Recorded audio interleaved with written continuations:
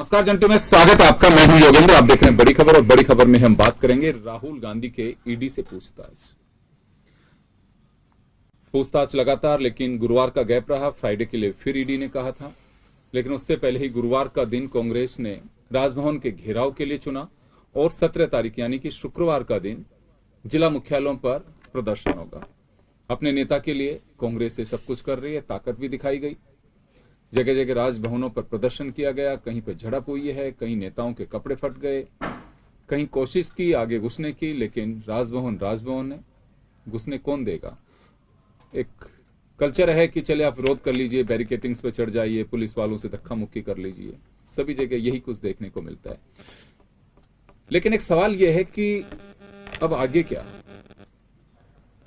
कांग्रेस इस विरोध को कहां तक लेके जाएगी। बीजेपी से कह रही है कि दिखावा है ही महज, केवल गांधी परिवार के प्रति एक श्रद्धा दिखाई जा रही है, उनके प्रति उनकी आम भाषा में जैसे लोग कहते हैं कि बटरिंग कर रहे हैं नेता अपना चेहरा दिखाने के लिए।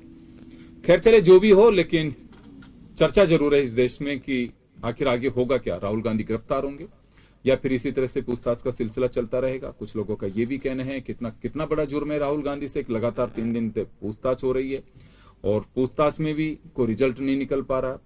मेनू जो बाहर निकल करके आ रहा है सवालों का, उस पर यह कहा जा रहा है कि ये बाहर कैसे आया, सीक्रेट मैटर था ये सारा। खैर चलिए, हमारे साथ इस मुद्दे पर चर्चा करने के लिए पंकज मीना साहब भाजपा से हैं, कांग्रेस से राजेंद्र आर्य साहब हैं। स्वागत है दोनों का। पंकज जी, मैं आपके पास आना चाहूंगा।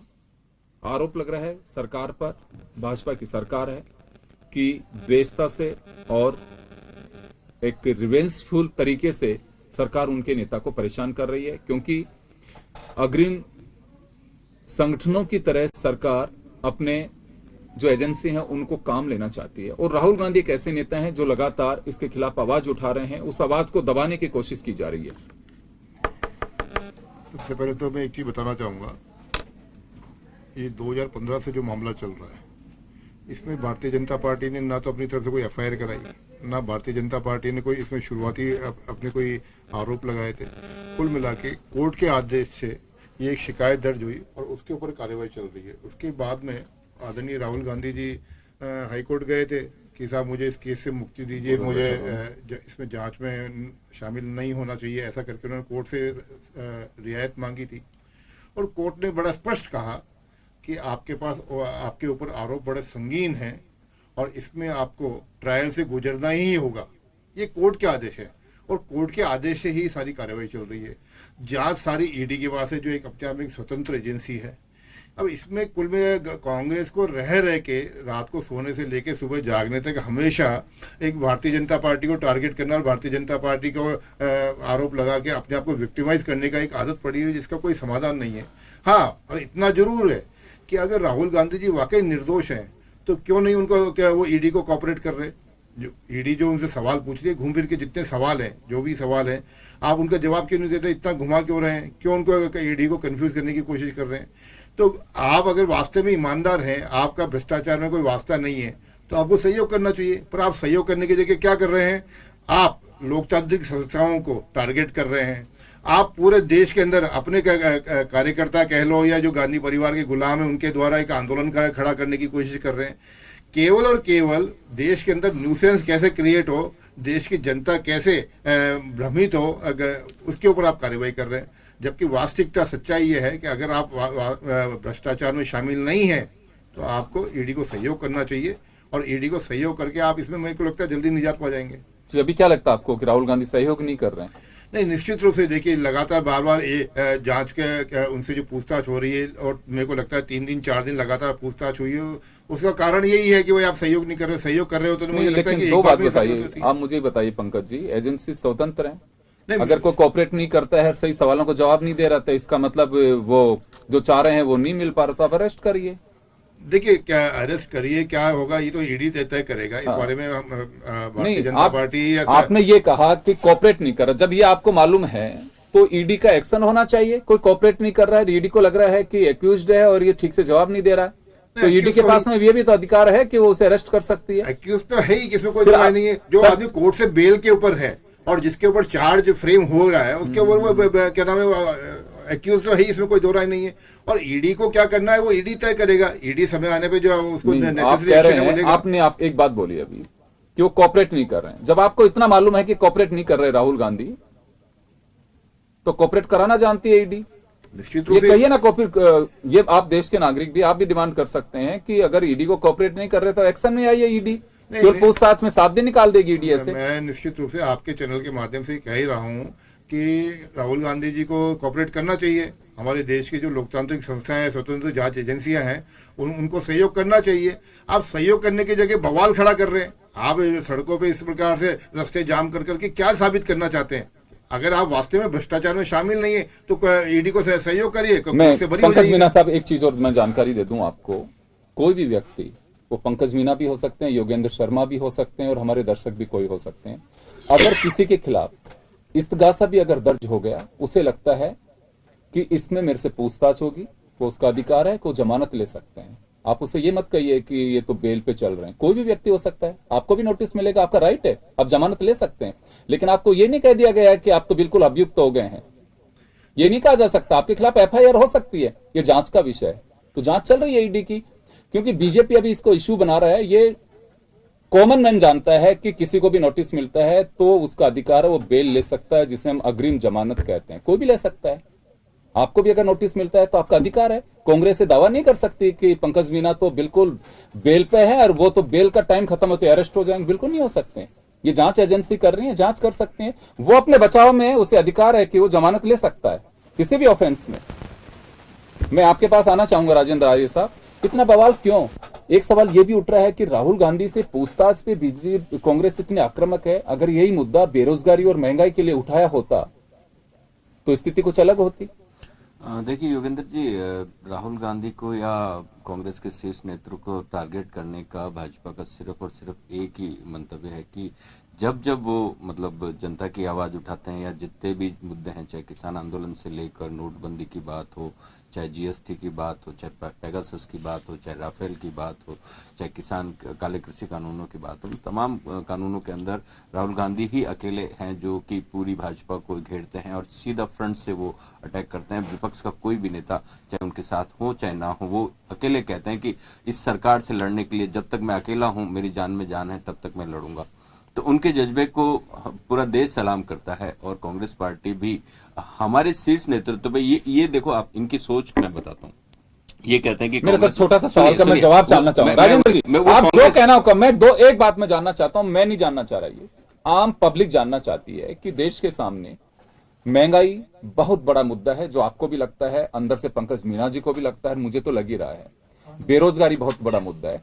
आप लोग जो दिल्ली तक मार्च कर रहे हैं, राजभवनों का घेराव कर रहे हैं, इतना हंगामा कर रहे हैं, किसी के कपड़े फट रहे हैं, कोई अपने नेता के लिए लाठियां भी खा रहा है, ये सब कुछ जनता के मुद्दे के लिए क्यों नहीं किया गया? ये आम जनता सवाल पूछना चाहते हैं कि राहुल गांधी के मामले करिए, आपका नेता है, उसके साथ आप खड़े रहिए, दीवार बन के खड़े होइए, लेकिन ये जनता के मुद्दे थे, उसमें कांग्रेस इतनी खामोश क्यों रही? इसमें आपको बेसिक समझने की जरूरत है कि भारतीय राष्ट्रीय कांग्रेस 1885 में जब से इसका गठन हुआ, उसके बाद में देश की आजादी के अंदर उसका योगदान, और उसके बाद देश के आजादी से लेके 2014 तक जो नवनिर्माण में कांग्रेस पार्टी का योगदान रहा है, तो भाजपा का जो शीर्ष नेतृत्व है या प्रधानमंत्री है या गृह मंत्री है, जिस तरीके से उनको टारगेट कर रहे हैं, तो ये तो हमारे अस्तित्व का सवाल है। अगर हम अपने नेता को नहीं बचा सकते तो हम देश को कैसे बचाएंगे? सुनिए मेरी बात। हाँ। मैं ये कह रहा हूं कि जब सारे के सारे मुद्दे वो उठाते हैं और हमें इस वक्त इस बात के लिए, और इन्होंने एक बात कही कि न्यूसेंस फैला रहे हैं। मुझे एक बात बताइए, क्या न्यूसेंस नोटबंदी से नहीं फैला?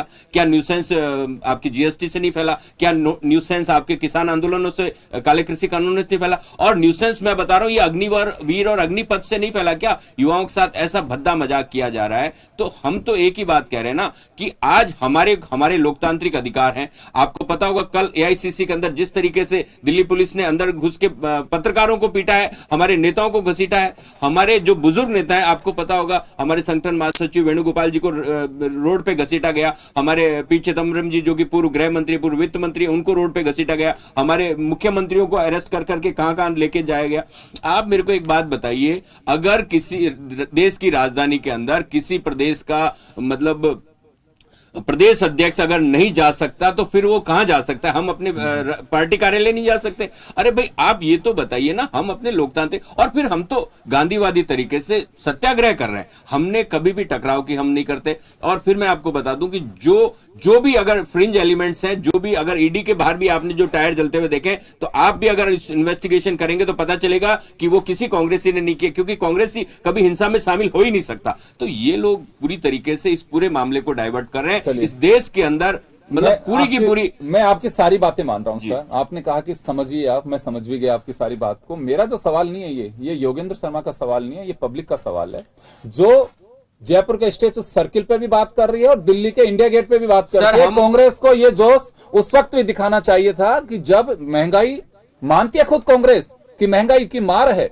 लेकिन अगर इसी तरह का जोश दिखा रहे होते तो कुछ नजारा अलग होता। राजेंद्र आर्य, योगेंद्र जी, ये मैं आपको बता दूं कि हम राजस्थान में सरकार में हैं, राज्य सरकार हमारी है, और हम 3 साल से 3.25 साल के आसपास का समय हो गया। आप पूरे आंकड़े उठा के देख लीजिए, आप भी रीजनल मीडिया को कवर करते हैं, आपको पता होगा कि कांग्रेस पार्टी ने सबसे ज्यादा आंदोलन सरकार में रहते हुए भी केंद्र सरकार के विरुद्ध किए हैं। तो आप इस चीज को तो कह नहीं सकते कि हमने उनकी आवाज नहीं उठाई। और महंगाई के लिए, देश के लिए सबसे बड़ी रैली हमने जयपुर के अंदर की, तो आप ये नहीं कह सकते। पेगासस के अंदर हमने बनाया, किसान आंदोलन को लेकर ट्रैक्टर मार्च की बात हो, चाहे पंजाब के अंदर ट्रैक्टर मार्च की शुरुआत हो, हरियाणा के अंदर हो, चाहे इसके अंदर भी हमने कहा। अगर उस आंदोलन से आप संतुष्ट हैं तो जनता को जवाब मिल रहा है, आप अपने तरीके से सही दे सकते हैं आप। ठीक है, मैं पंकज जी आपके पास आना चाहूंगा। अभी आपने सुना कि केवल आवाज दबाने की कोशिश कर रही है केंद्र सरकार, वो लाठी के दम पर। ये कांग्रेस का राजेंद्र आर्य कहें, ये चाहे राहुल गांधी कहें, या फिर अशोक गहलोत कहें, या पी चिदम्बरम, या फिर केसी वेणुगोपाल, कोई भी कहे, वो एक ही बात कह रहा है कि आवाज कोई भी, यहाँ पे हमारे संविधान ने हमें अधिकार दिया है, कोई खामोशी नहीं रख सकता। अगर उसे कमी लगती है तो जरूर बोलना चाहिए। मैं 2 दिन पहले के ही एक फंक्शन की बात करना चाहूंगा। नरेंद्र मोदी साहब ने कहा किसी समाचार पत्र के कार्यक्रम में कि आवाज जरूर बुलंद होनी चाहिए, बोलना चाहिए, विपक्ष को खामोश नहीं होना चाहिए, विपक्ष को अपनी बात कहनी चाहिए। लेकिन विपक्ष को लोग ये कहते हैं कि कहना कुछ है मोदी साहब को और करते कुछ और हैं। बिल्कुल योगेंद्र जी, सबसे पहले तो मैं हमारे मित्र राजेंद्र जी ने जो बात कही कि राहुल गांधी जी जनता की आवाज़ उठाते हैं इसलिए उनको परेशान किया जा रहा है, मुझे तो अभी तक ये समझ में नहीं आया कि राहुल गांधी जनता की आवाज़ कहाँ उठाते हैं, कैसे उठाते हैं, क्या थाईलैंड जाके उठाते हैं या नेपाल जाके उठाते हैं। मेरे को तो समझ में नहीं आया कि वो, क्योंकि आधी बार तो हिंदुस्तान रहते ही नहीं है, उनको पता नहीं थाईलैंड और नेपाल से इतना प्रेम क्यों है जो बार बार वहाँ जाते हैं। और अगर उनको लगता है कि वो थाईलैंड नेपाल जाके ही वो जनता की आवाज़ उठा सकते हैं तो हिंदुस्तान के लोग कितना उनको सीरियसली लेते हैं, ये पिछले 10 साल के चुनाव के रिकॉर्ड को देख के भी पता लग रहा है कि राहुल गांधी जी को कितनी यहाँ की जनता सीरियसली लेती है। मैं एक बार बताऊं वैसे पंकज जी, मेरे को आप लोगों पे भी तरस आता है, मैं बेबाक बोलता हूं, मुझे कोई परवाह भी नहीं है। एक मैरिज अगर पर्सनल किसी फ्रेंड के में चलेगा, आप लोग इसको इश्यू बना रहे हो। मुद्दा नहीं है कोई राहुल गांधी के खिलाफ और आप लोगों के पास में। एक मैरिज में आप बार बार कह रहे हैं कि नेपाल जाते हैं, कोई पर्सनल फंक्शन भी नहीं जा सकता। यही बड़ी वजह है कि आज बीजेपी के नेताओं के कोई कार्यक्रम होते हैं, फंक्शन होते हैं घरेलू, कोई दूसरी पार्टी के नेता नहीं नजर आते। कांग्रेस के नेताओं के कोई फंक्शन होता है तो दूसरी पार्टी के नेता नहीं नजर आते। ये द्वेषता को खत्म कर रहे हैं, बयानबाजी चलती रहेगी। हर आम कार्यकर्ता डरता है कि मेरे संबंध उस पार्टी के नेता से हैं, लेकिन मैं उसे बुलाऊं कि नहीं बुलाऊं। हमें कहते हैं पर्सनली कि कहीं ऐसा तो नहीं मेरा भविष्य संकट में पड़ जाएगा। सर मुझे तरस आता है, बहुत सारे मुद्दे हैं, ये पर्सनल लाइफ पे मत जाइए किसी के पे भी। राहुल गांधी अगर किसी दोस्त के मैरिज में नेपाल चला गया, उसकी फोटो वायरल हो गई, आप उसमें बवाल मचा रहे हैं। ये लाइफ है हमारी, ये राजनीति रह गई है। अगर यही बात कांग्रेस के लोग कहते हैं तो धिक्कार अगर ऐसी बात करने के लिए। बहुत सारे मुद्दे हैं देश की राजनीति करने के लिए, ये मुद्दा बच गया कि राहुल गांधी एक अपनी दोस्त की मैरिज में चले गए और उसकी फोटो वायरल हो गई, उसको बीजेपी इश्यू बना रही है। गजब है यार, क्या मुद्दे रह गए हैं इस देश के अंदर। योगी जी, आपने दूसरी बात, राजेंद्र जी ने कई पत्रकारों को पीटा, दिल्ली में जाने से रोका। मुझे एक चीज समझ में नहीं आई कि इनको दिल्ली की इतनी चिंता है, दिल्ली में आंदोलन करने की इतनी परवाह है, पर जयपुर में जिस राज्य में इनके शासन है, उस राज्य की राजधानी में 75 दिन से कोविड हेल्थ असिस्टेंट धरना देके बैठे हैं, आप उनकी चिंता नहीं कर रहे। बेरोजगार एकीकृत महासंघ पिछले 4 दिन से धरना देके बैठा है, आप उनकी चिंता नहीं कर रहे। वो बिजली विभाग के इंजीनियर्स एसोसिएशन है, वो पिछले 4 दिन से धरना देके बैठी है, आप उनकी चिंता नहीं कर रहे। उधर भरतपुर के अंदर, आपकी बात से मैं सहमत हूं। मैं एक बार अपनी बात पूरी कर लूं, अपनी बात पूरी कर लूं। उधर भरतपुर के अंदर एक समाज अपना आंदोलन करके बैठा, हाईवे जाम कर रहा है, उसकी आपको चिंता चिंता नहीं है। आपको चिंता केवल एक परिवार की है, और उस परिवार को केवल और केवल अपना लॉयल्टी शो करने के लिए आप इसके दौरान हंगामा करे हुए हैं। ये बड़ा आश्चर्य होता है। आपको शासन में मौका मिला, शासन करने के लिए आपका सवाल वाजिब है, गुलामी करने का मौका नहीं मिला। आपका सवाल वाजिब है राजेंद्र जी, समय कम है, मैं आपसे जवाब चाहूंगा। निश्चित रूप गैर से- वाजिब सवाल नहीं है, जो दिशाएं हम देख रहे हैं उनसे कितनी बार बात होती है। सीएचए के लोग आपके पीसी से जा रहे हैं, जन सुनवाई में जा रहे हैं, वो लोग बैठे हैं, चर्चा तो कोई तो करेगा। उनको जाने नहीं दिया जा रहा, सुनिए, उनको जाने नहीं दिया जा रहा। आपने पहली बात तो भाजपा के झूठ ने आपने ही जवाब दे दिया कि इन्होंने जिस तरीके से राहुल गांधी को बदनाम करने के लिए जो नेपाल के अंदर शादी में गए, उसके अलावा सॉरी, मैं माफी चाहूंगा, इस पर चर्चा नहीं चाहता, मैं माफी चाहूंगा। आप पंकज जी, सुने राजेंद्र जी, पंकज जी ने उस पर चर्चा नहीं की, सुने पंकज जी ने उस पर बिल्कुल चर्चा नहीं की, नहीं, वो गलत थी ना, चर्चा नहीं वो चाहता आपने झूठ सॉरी, मैं माफी, आप मुद्दे पे आइए, हाँ, मैं जो मुद्दे सवाल पर खड़ा कर रहे हैं उसका जवाब दीजिए। सीएचए की बात बोलता हूँ। कोविड हेल्थ असिस्टेंट जो की पोस्ट क्रिएट की गई थी, ये कोरोना काल के लिए टेम्परेरी बेसिस पे केंद्र सरकार ने, केंद्र के जो नेशनल हेल्थ मिशन है NHM, उन्होंने जारी की थी, और उन्होंने 31 मार्च 2022 तक के लिए उसकी सैंक्शन दी थी। उसके बाद केंद्र सरकार ने पैसा बंद कर दिया। आप मुझे, ये भाजपा के मित्र बैठे हैं, आप हमें वहां से सैंक्शन दिलवा दीजिए, क्योंकि केंद्र के द्वारा स्पॉन्सर्ड स्कीम थी और वो भर्ती उसी से हुई थी। आप उसके अंदर हमें दिलवा दीजिए, हमें कहां दिक्कत है। और दूसरी बात मैं आपको बता दूं, राजस्थान के अंदर सबसे ज्यादा भर्तियां हो रही है। राजस्थान के अंदर कोई ऐसा छुट्टी का दिन नहीं गुजरता जिस दिन आप परीक्षा नहीं हो। समय कम है राजेंद्र आप जी, देखिए, राजनीतिक मोटिवेट से अगर आप लगा रहे हैं तो गलत समय बात कम है, समय कम है जी। देखिए, गलत सवाल नहीं खड़ा कर रहे हैं पंकज CHA मीना, पे बताइए ना। सीएचए को लेकर के सवाल CHA खड़े, पे- अगर ये बात है CHA केंद्र, बताइए, मैं कह रहा सर हूं आप केंद्र बताइए NHM उनको, है ना, मैं आप कह रहा उनको हूं संतुष्ट करिए, काम NHM आपका का है ये। मैं- सर स्टेट गवर्नमेंट आपकी, सबको लॉ एंड ऑर्डर कहता आपको हूं। मेंटेन करना है, आप उनको बताइए। बता रहे ना, मुझे मत बता बताइए, रहे, वो कह रहे नहीं, हम तो आपको जानते हैं। उनके नहीं, राज्य डेलीगेशन सर- को बुला करके बात कर रहे, कोई सा बात कर तरीका रहे होगा हैं, जिससे मैं डायलॉग टूटता है। हमेशा हमारी उनसे बात होती है। हम कहते हैं कि भाई आप हमसे नौकरियां लेते हो, लेकिन आप कभी केंद्र सरकार से भी तो नौकरी की मांग करो। आप देखिए ना, आपने देखा अग्निवीर और अग्निपथ के नाम पे युवाओं के साथ खिलवाड़ किया जा रहा है, लेकिन हम तो नौकरियां दे रहे हैं ना, हमने तो नौकरियां दी है। रोकना चाहूंगा, हर सरकार का, हर पार्टी का दावा है कि हम बेहतर कर रहे हैं और करना चाहिए, जनता ने उन्हें चुना है, सरकार बनाई है। मैं मान सकता हूं कि हर चीज नहीं हो सकती जो चाह रहे हैं, मैं भी चाहता हूं वो सब चीजें मुझे नहीं मिल सकती, आप लोग भी चाह रहे हैं वो सब चीजें नहीं मिल सकती, लेकिन एटलीस्ट पब्लिक की बात सुनी जानी चाहिए। अगर उसमें कहीं कोई बात है तो उन्हें बताने की कोशिश करनी चाहिए कि हाँ, इस वजह से हम आपकी हेल्प नहीं कर सकते। गांधी का देश है, गांधीवादी आंदोलन चलते हैं, लेकिन धैर्य तब जवाब देता है कि जब सामने कुछ दिखाई नहीं देता है कि हाँ अब कुछ बचा नहीं है। और बड़ा दुर्भाग्य है कि सरकारों की भी आंखें तभी खुलती हैं कि जब आगजनी होती है, तोड़फोड़ होती है, हिंसक घटनाएं होती हैं।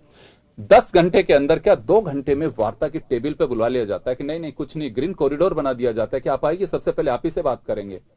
ये मुल्क गांधी का है, तो गांधीवादी तरीके से जब बातें चलती हैं तो उस तरह से सुना जाना चाहिए। चलिए, समय कम है, माफी चाहूंगा, मुद्दा बहुत अच्छा है, लेकिन हमें रोकना होगा। पंकज जी का और राजेंद्र जी का बहुत बहुत शुक्रिया, दर्शकों का शुक्रिया। बड़ी खबर में इतना ही, दीजिए इजाजत, नमस्कार।